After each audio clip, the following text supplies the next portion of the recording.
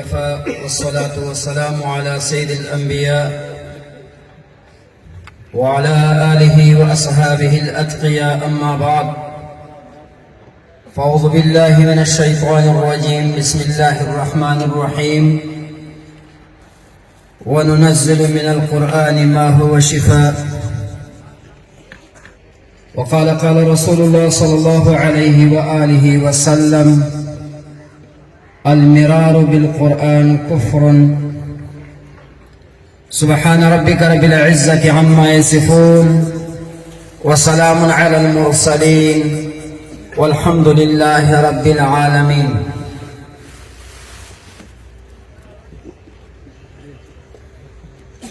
زما محترم قدرمن استاذ العلماء محدث الوقت مجاهد كبير شيخ القرآن والحديث حضرت مولانا غلام دستگیر صاحب دامت برکاتهم العالیہ او نور مشایخ عظام علماء اکرام، زه د دې کامیابی د دې نورانی بابرکته جلسه مبارکی اول درویش العصر علیم ربانی حضرت مولانا غلام محمد صاحب دامت برکاتهم العالیہ او د هغه فرزندان حضرت مولانا ثناء الله او حضرت مولانا عطا الله او حضرت مولانا مفتی حیات الله او د دوی مخلص ملګری حضرت مولانا عبدالله صاحب ټولو ته ورکوم. او بیا خدای ته دا سوال کوم چې الله تعالی د ما د دغه روحاني ورور د خدمات او ثوابونه د ما پلار حضرت مولانا جلال الدین اخندزاده صاحب تعالی تعالی ورسوي. یقینا مولوی غلام محمد صاحب دا د ما روحاني ورور ده، د ما د بابا ډیر مخلص شاګرد و.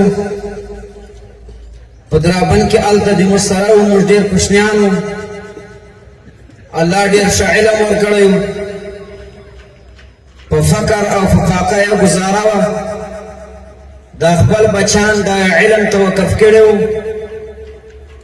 هغه د ده د صبر او د استادانو سره د اخلاص نتیجه او ثمره نن د موږ د تاسې مخ ته پرته ده. اے دوستانو، الله یو رحم در باندې کړی، الله یو کرم در باندې کړی چې په دوتاڼي کې علمانو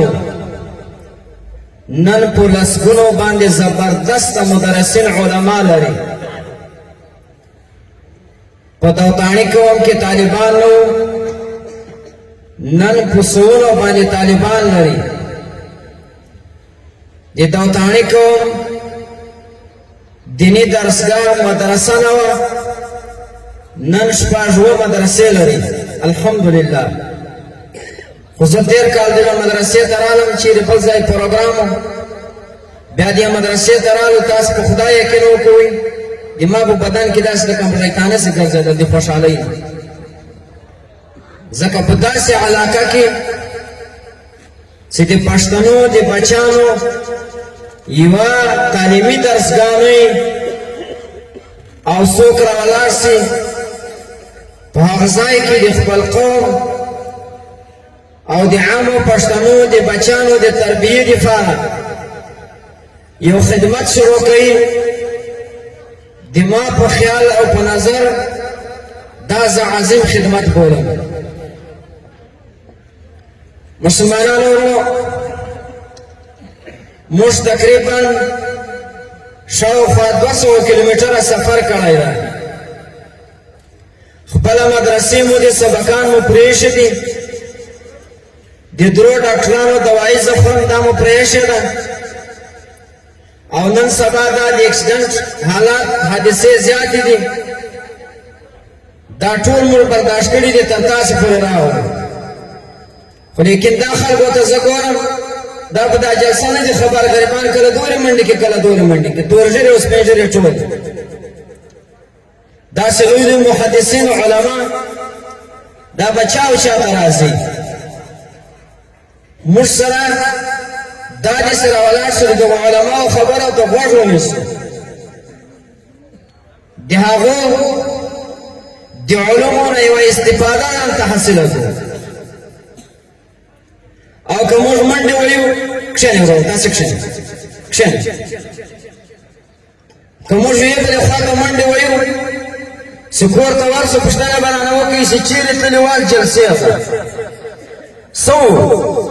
علما راغلي وو بیانونه یې کول څه ویل ډېرې ښې خبرې یې کول نو ګوره دلته داسې خلک شته اوس ثناءالله مولوي صاحب راټول شي د ګجرات نه راغلي دي الله دې اجر عظیم ورکړي خدای دې په عمرو په مالو برکت کړي د چوک اعظم نه راغلي دي د ډېر اسماعیل خان نه راغلي دي ناولده انسانان سپین ږیرې د لرې لرې ځایو نه راغلي دي او د خوشخبري خبره بیا دا ده په موبایل باندې منقوط د نن مچا خان ولې دغه راغلی دی جلسې مچا خان خو دې دوکاني قوم یو یورو ده خبره داسې ده ټول رامخته شي چې څومره کسان یې سره رامخته شي شاته به علما بیانونه کوي هر یو د خپل ځای نه وشورئ مخته راسئ نږدې کښېنئ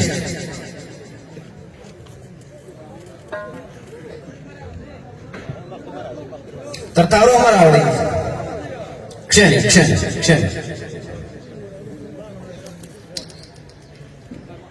د موږ د تاسې استاد حضرت اقدس شیخ عزیز الرحمن دامت برکاتهم العالیه غام راغلی ده مفتی ریحان صاحب ملنګ مولوي صاحب دا علما به مو تاسو ته بیانونه کوي دا په کال کې یوه ورځ راځي مسلمانانو ورونو نن سبا د سوشل میډیا دور ده دا لوی موبایل د هر چا په جیب کې په دې لوی موبایل باندې مشورتي پیغامونه او پوسټونه کېږي چا بټۍ جوړه کړې وي هم په موبایل یې مشورې کوي داسې قسم خوش دی بس چا د صابون فیکټرۍ خلاصه کړې چا د شامپو فیکټرۍ خلاصه کړې چا د کپړې فیکټرۍ خلاصه کړې خو الحمدلله په دوتاڼي قوم کې نن د دوی رهنما د دوی مقتدا حضرت اقدس حضرت مولانا غلام احمد صاحب نن د انسانانو فیکټرۍ خلاصه کړې په مدرسه کې صابون نه جوړېږي په مدرسه کې شیمپو نه جوړېږي په مدرسه کې چپل او بوټان نه جوړېږي بل په مدرسه کې انسانان جوړېږي دا د انسانیت د جوړېدلو یوه زبردسته فیکټرۍ هغه نه ده مګر کې دغه جامعه دارالعلوم عربیه سراجیه ده دلته د میاوالی په ښار کې زه ډېره خبره مختصره وم ځکه چې نور علما هم د خپلو بیانو هغه زما هغه مونږ تاسو ته هغه وړاندې کړي مدرسه چې کله نه وله ورې انسانان ول او که نه ول بیا چې کله مدرسه جوړه شوله د آدم علیه السلام اولاده بعض راغلل په مدرسه کې داخله وکوله بعضو داخله ونه کوله چې چا داخله وکوله د هغو نه څه جوړ شول او چې چا داخله ونه کوله د هغو نه څه جوړ شول مختصرا د نبي علیه السلام د بعثت مبارکه نه مخکې د عیسی علیه السلام د دین نه وروسته تقریبا 580 یا څه د پاسه دومره کلونه په انسانانو باندې داسې دور راغلی چې په دې دور کې مدرسه نه وه، په دې دور کې خانقاه نه وه، په دې دور کې جومات نه و، په دې دور کې عالم نه و، په دې دور کې محدث نه و، په دې دور کې پیر نه و.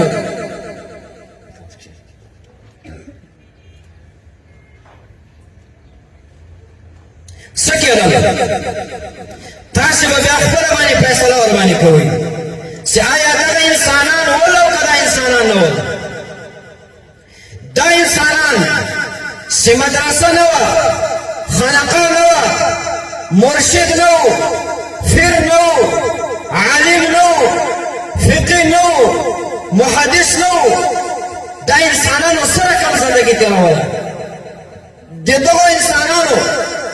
د خپل ځان سره رویه سره کم وه، د دغو انسانانو د خپل اولاد سره رویه سره کم وه،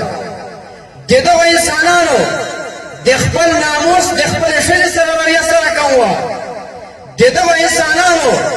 د خپلو اقرباو سره دغه رویه سره کم وه. د دغو انسانانو د خپل ځان سره رویه داسې وه، د دې خپل ځان قدر د دغو انسانانو سره نه و. دغو به دا کول،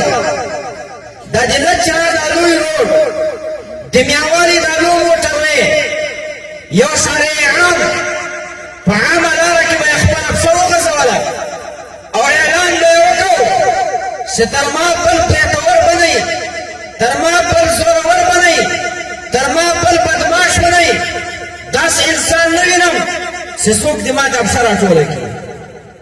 ده به پښه وغځوله، بل جاهل به په کور کې خبر سو پلاني نن په لاره کې پښه غځولې ده او اعلان یې کړی چې زما پښه به څوک راټوله نه کړي. هغه به د ځان سره توره راواخیستله، ورته رالی به ورته ویل به دا پښه ټوله کړه. لاره خو نو لاره ده، لیکن ده به ورته نه دا پښه ټوله کړه، ده ول پښه نه ټولوم، ول پښه ټوله کړه، ول پښه نه ټولوم. توره به یې ورسره یوړه، په توره باندې به یې ووو، دا پښه به یې ورته کاټ کړله، په سیوا وکړه به دا به دې روانه ټول ولاړ شي. د شیخ صاحب د اعزاز دپاره شیخ صاحب راغلی، ولاړ شي. د نبي علیه الصلاة وسلام یو واقعي وارث ټولو ته ولاړ شي. माशाल्लाह शेख الحدیث و تفسیر حضرت مولانا عزیز الرحمان صاحب تشریف ډېر اسماعیل خان راوړ. بس الله دې په عمر جمعه نه و، خانقاه نه وله، د دغو انسانانو د خپل ځان سره داسې رویه وله. زه نور تفسیر ته نه ځم. د دغو انسانانو د خپل اولاد سره د هغه سره یې څه رویه وله، څه یې ورسره کول. کتابو کې راځي چې کله به د یوه انسان اقتصاد خراب سو، معاش به یې خراب سو، د مور د داسې په اصطلاح باندې قرضداره به سو، دغ سره به پیسې نه وې، په دوی کې دا عار و، په دوی کې دا پیغور و، د چا نه به یې څه نه غوښتل او دا پیغور و بل چا به هم دوی ته څه نه راوړل. لوږه به زیاتېدله، په کور کې به اوړه ختم، جوار ختم، اوربشې ختم، چای ختم، یعنی یو شی به نه و. ده به یو تامبو د ځان سره واخیست، د عامه علاقه د ګرمه علاقه ده او تامبو خیمه به یې په دې دشته بیابان باندې ودروله، یو لوی لهر به یې په لاس کې و او دغه بچیان او ښځینه دا به یې په دې تامبو کې را ایسار کړل. دی به په وره کې ورته ناست، دغو ماشومانو به نارې ولې، ای مړۍ راکړه د لوږې نه مړ سو، ای اوبه راکړه د تندې نه مړ سو. دا شاوخوا انسانانو به ټولو د دغو چغې او سیرې اورېدلې. دی به ورته ناست و، نه چا یو ګوټ اوبه ورولې، نه چا یوه پاړه مړۍ ورکوله، یو یو به مړ کېدو، ټول به په دې خیمه کې مړه سول. اخر به دی مرګ مردار سو چې کله به دا چغې او دا نارې روانې سولې، بیا به یې اعلان وسو د فلاني کور دا په حق باندې ورسېده. دومره جاهلیت په دې خلکو کې. د دې انسانانو د خپلو قومیانو سره د نورو انسانانو سره یوه رویه، یو تعلق نه و. د هر انسان مقصد هغه د خپل ځان سربول و، د خپل ځان غوټول و، د خپلې خېټې مړېدل. دا د انسان دا د دوی مقصد و. بې ګناه به د انسانانو وینې توولې، بغیر د لیکن مقصد سو مقصد خالص په د خپل خېټه ته کېدم خپل خېټه دا وایډ کوله او دغه دیالات سره رویه داسې وله یو کتاب کې مې کتل یو صحابي د نبی علیه الصلاة والسلام په مجلس کې ناست ده ژاړي رسول الله ورته ولې ژاړې دی ورته یا رسول الله د ما نه ډېر عظیم جرم سوی ده الله به معافرت وکړي او که نه نبی علیه السلام یې کوم جرم دې کړی ده دی ورته یا رسول الله چې کله ما ایمان نه و راوړی د موږ په اصطلاح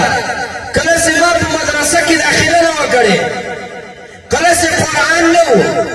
کله چې روحاني علوم نه و کله چې سرخیل د انبیاو سیدنا محمد مصطفی نه و کله چې خانقاه نه وه په موږ کې دا پیغور و چې د چا ښځینه بچی پیدا شي علما کرام ناست دي چې کله به د ښځې د حمل وخت راغلی بیا به دغه ښځه خپل خاوند د کور نه وایستله دوه جنډې به یې په لاس کې ورکړلې یوه سپینه او یوه توره دا به په دا ګرمي کې هلته په سږه په هدیره کې ناسته وله د ولادت دردونه به ورته شروع لیکن دا قوم او د خپل کور نه به ټول دغه هدیرې ته کتل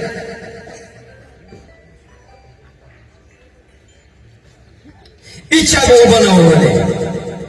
هیچا به مثلا یوه ګولۍ نه ووله چې په هغه باندې د خپل ولادت دردونه دا ورباندې کنټرول کړي چې کله به حیا دې وي د دې د خېټې نه څه پیدا شول دې به وکتل که به چېرې داسې اوسي هغه به نر ماشوم و خوشحالۍ به شروع شولې لکه موږ داسې ډزې کوو ډزې به شروع شولې مټایانې به وې مبارکۍ به وې او چې څوک به مبارکۍ ته نه ورغلو په دې به خفام و پښتانه هم دا چم کوي چې کله یې بچی پیدا شي نو بیا ډزې وي ټکونه وي مټایانې وي مبارکۍ وي ښه راغلاست وي خو چې کله به بچی پیدا شوله جنکۍ به پیدا شوله دغه ښځې به توره جنډه وښوروله په دې کور کې به داسې چغې او سیرې ولې چې تا په دې کور کې مړ وسو او د دغې ماشومې د پلار مخ دا به تک توسو د خفګان نه دا به ورغلو هغه ښځه بیا تر میاشتانو نیوله وه داسې به راکشوله کور ته بیا راوستله او هغه بېګناه ماشومه چې نوې د مور نه پیدا شوې دا به یې د سر تر میاشتانو نیولې وه یو زوړ کوهی په ژوند باندې به یې د خوی ته ورغورځاره کړه داسې رویه وه د دغو خلکو دا نبي علیه السلام ته یایي یا رسول الله ما په خپل لاس باندې اووه وړې ماشومې هغه تر خاورو لاندې کړي خو لیکن یا رسول الله یوه بچی د ما مخ ته ګورې کېږي زه په سفر وتلی د سفر نه چې راغلم په کور کې مې یوه جنکۍ ګرځېدله د خپلې بېبي نه مې پوښتنه وکوله ما دا څه وکړه هغې راته وویل چې دا د موږ د همسایه او د ګاونډي د کور جنکۍ ما ته یې وویل دا ما راوستې حضرت عبدالرب اخوزاده صاحب دې بیان کړی دا ما راوستې نر بچیان خدای نه درکوي جنکۍ ته نه پرېږدې زه په کور کې دې بیا شم په دې باندې به ما خپل سوچ او فکر بدلاوه دې جنکۍ د ده سره ډېر زیات محبت شروع الله حسن هم ورکړی الله پوهه او عقل هم ورکړی چې کله یوه شپه وځي دوه شپې وځي د دوی په مابین کې محبت زیات شو اخوزاده صاحب لیکلي چې ده اخر د خولې نه دا ووتل ولکش کې خدای و داسې بچی راکړی وای هغه خپله کډه بېبي یې پوه شوله چې اوس یې محبت ورسره پیدا شو ورته ویې ویل چې ګوره زه دې خبروم چې ګوره د جاهلیت عمل دې ده سره ونه کړي ورراته ویایه ورته ویل چې دا د تا بچی دا نعمت الله تعالی تا ته درکړی ده ګوره چې وړایه نه کړي ده ویل دا ټوله شپه ما بې خوبه تېره کړله سوچونه مې وهل چې دا د ما بچی دا به بیا لویېږي بیا به بل چا ته ودېږي سهار مې بیبي ته وویل مال زه په دې خپلې بچي باندې چکر وایم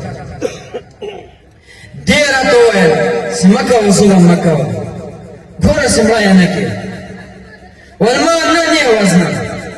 د کور نه چې مې راوایستله ویل دې خو بچی دی ما دا لمن ته داسې لاس راواچوي دا ماشوم یې هم په دې پوه یې چې د نن معاشرې پلرونه ژوندی بچي رانه پرېږدي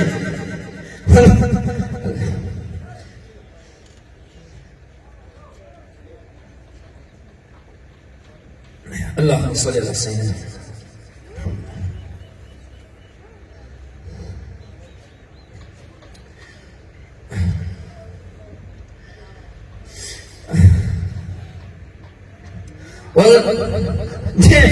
دغه ماشوم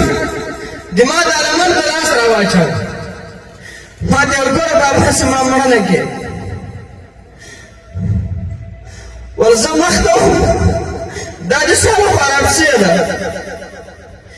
په دا پاکه خوله په دې نازکو سرانو باندې ما ته یې پاره کړه ما چې مړه نه کړې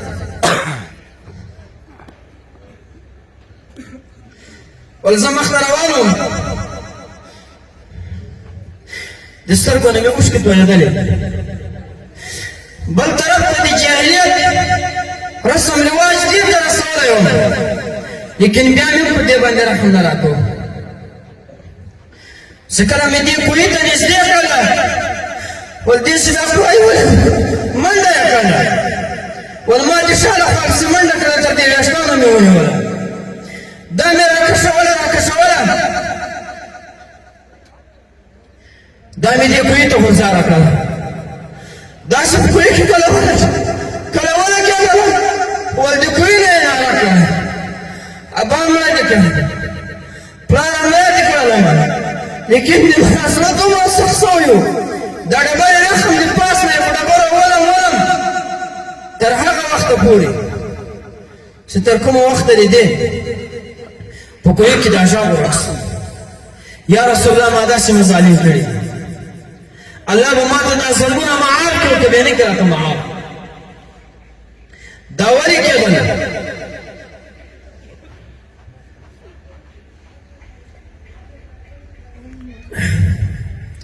الله الله د ما یو کوچنی بچی په خدایي مرګ باندې مړ شو د اوه اتو کلو تاسو په خدای باور وکړئ د ما دوه میاشتې توجه نه برابرېدله په لمانځه کې به مخ ته دور دور راته کېدو اوس دا بدبخت دا به راتلل خپل بچی دا به یې په ژوند باندې تر خاورو لاندې کول ولې مدرسه نه وله ولې جومات نه ولې عالم نه روحاني علوم نه د دې انسانانو دا رویه وه د خپل اولاد سره د دې انسانانو د خپل ناموس د خپلې بېبي سره رویه دا وه چې کله به د یوې ښځې مېړه مړ شو عده بعد الوفات د هغې دپاره یوه طریقه داسې وه چې یوه کوټه به یې ورته جوړه کړله دا به یې د کوټې کمرې ته اندر کړله دروازه به یې پسې ګل کړله یوه دومره کوچنۍ مورۍ به یې ورکړله دا به لکه لیونۍ سپی دا په دې کمره کې ناسته وه ویل مې د دې عده به هلته تامیږي چې دا دومره جراثیم د دې د وجود نه پیدا شي چې ژوندی حیوان د دې سره په کمره کې وخت نشي تېرولی سخته ګرمي به وله د کتان کپړې به یې دا به یې ټولې په وجود کې پرې سولې بیا به یوه کوتره راواخیستله څو میاشتې بعد دا به یې دا کمرې ته ورګوزاره کړله که به کوتره ژوندۍ ورغلي به ول د دې عیده نه ده کامه خو چې کله به د آزار دومره زیات شول چې هغه کوتره به د دغو جراثیمو نه مړه شوله دوی به اعلان وکړو چې د دغې عیده اوس تامه ده دا به یې د کور نه راویستله مخ به یې ورتور کړو په خره باندې به یې سپاره کړله او په تیږو په چپلو په دغه باندې به یې ویستله په ګلیو کې باندې به یې ګرځوله چې اوس د دې عیده هغه تام شو زه نور تفصیل ته نه ځم ځکه وخت ډېر کم ده یوه بجه ټیم یې ښوولی مقصودي بیان د شیخ صاحب د هغه لا تر اوسه پورې پاته ده خو چې کله مدرسه راله کله خانقاه راله کله روحاني علوم رالو کله سرخیل د علماو سرخیل د انبیاو رحمتا للعالمین حبیب الله سیدنا محمد مصطفی صلی الله تعالی علیه وآله وسلم رالی خلقو ته دعوت ورکو راشي په مدرسه کې داخله وکړي په جومات کې داخله وکړي روحاني علوم زده کړي انسانان دو قسمه شول یو صدیق اکبر سو رالی په مدرسه کې داخله ورکوله بل ابو جهل سو د مدرسې نه یې مخ واړاوه عتبه سو د مدرسې نه یې مخ واړاوه شیبه سو د مدرسې نه یې مخ واړاوه صدیق اکبر مدرسې ته رالی عمر فاروق مدرسې ته رالی عثمان ذوالنورین مدرسې ته رالی علي مرتضی مدرسې ته رالی موږ تاسې به په خپله باندې دې مابین کې موازنه وکړو د صدیق اکبر نه هغه انسان جوړیږي یو کتاب کې را نقل کوي یو بډۍ ده یو بچی د مالک بن سنان رضی الله تعالی عنه دا راځي ایمان راوړي او نبی علیه السلام په دغه وخت کې د مجاهدینو فوج تیاروي مالک بن سنان ورته وایي یا رسول الله دې ما نوم ولیکه چې کله مجاهدین جهاد ته ولاړل جنگ وسو څه صحابه کرام شهیدان سو په دې شهیدانو کې یو حضرت مالک بن سنان رضی الله تعالی عنہ دا هم شهید سو چې کله شهید سو د دغه تجهیز او تکفین هغه هلته دفن سو بیرته واپسې ده د صحابهو منډې د صحابهو خوندې د صحابهو بیبیانې دا د مجاهدینو استقبال ته ووتلې د مالک بن سنان رضی الله تعالی عنہ که سنان بن مالک ده سنان بن مالک به انشاءالله د دې مور هم ولاړه ده د خپل یو بچي انتظار کوي نبی علیه الصلاة والسلام راغی رسول الله صلی الله علیه وسلم ته وویل یا رسول الله د ما د زړه ټوکه د ما یو بچی سنان بن مالک څه شو نبی علیه الصلاة والسلام حال نسو ورکولی ورته ویل د ما نه شاته صدیق اکبر را روان ده هغه به حال درکړي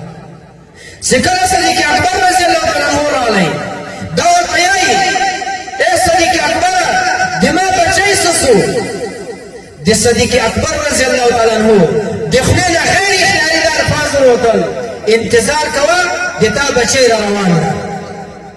چې کله لږ مخته ولاړی ویې ویل دا دې څه وویل تا ته خو نبي علیه السلام وسلام د صدیق لقب درکړی ده صدیق خو داسې خلاف اولا داسې خبرې نه کوي خلاف واقع خبرې نه کوي نو څه یایي خپله ګیره نیسي الله ته یایي الله د ما نه خو غلطه خبره وسوه دا خو شهید سوی و خو ما ورته ول انتظار وکړې را روان ده ای الله وروسته د مرګ نه انسانان ته را ژوند کې که یو وارې د صدیق اکبر دپاره هم مړ سنان بن مالک را ژوندی کړي الله د تا په بادشاهي کې به څه کمې راسي ژاړې روان ده د مسجد نبوي طرف ته هلته ورځي د نبي علیه الصلاة والسلام سره کښېني رسول الله صحابه کرام ټول ناست دي چې ګوري سنان بن مالک او مور داسې لاسونه سره ورکړي دي جومات ته را روان رسول الله حیران سو صحابه یې حیران سول چې دا خو شهید زموږ په خپل لاس باندې دفن کړو دا د کومې خوا نه راغلی صدیق اکبر نبی علیه السلام ته وویل یا رسول الله ما خدای ته دعا وکړله د ما په دعا باندې الله هغه مړ سوی شهید سوی سنان بن مالک الله تعالی را ژوندی نو ګوره د مدرسې طالب العلم د خانقاه طالب العلم د عالم شاګرد د روحاني علومو متعلم الله تعالی داسې انسان ورنه جوړوي چې د ده صرف خالي په یوه دعا یا د ژبې په سویشتانو باندې سې نیسي الله تعالی مړه ورباندې را ژوندي کوي زه نور ذاتي خپل وخت اخذ خو مې ډېر